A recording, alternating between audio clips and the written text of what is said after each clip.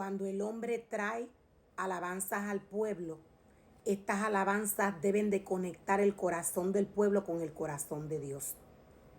Estas alabanzas por nada deben de salirse de lo espiritual.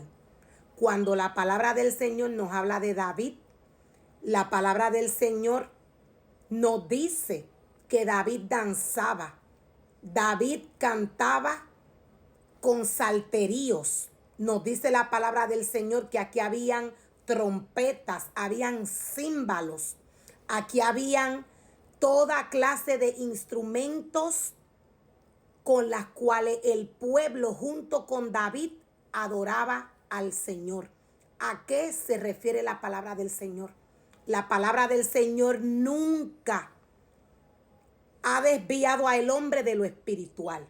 Cuando David danzaba aún con los salterios, David danzaba conforme a la palabra del Señor y con una conexión con el Espíritu Santo. Salterios son adoraciones, canciones que en estos tiempos pasados estos hombres utilizaban para adorar y exaltar al Señor. A eso se refiere la palabra del Señor cuando nos habla de salterio.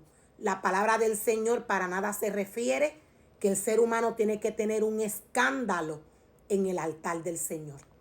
El ser humano para nada debe de escandalizar la casa del Señor. Todo lo que se hace para Dios se hace en el Espíritu. Cuando hablo y me expreso en cuanto a la casa del Señor, hablo del altar que el hombre prepara para Dios. Hablo del altar que el sacerdote prepara para Dios.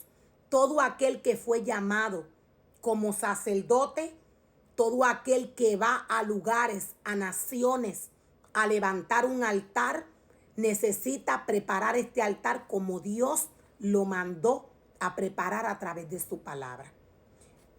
El hombre necesita tener cuidado cuando trae la palabra del Señor, porque el hombre puede ofender y hacer caer a cualquier ser humano.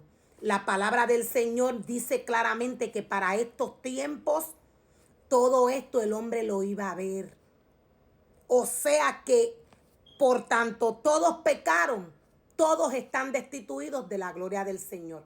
Aquí nadie puede estar señalando a nadie, porque todos están haciendo lo mismo.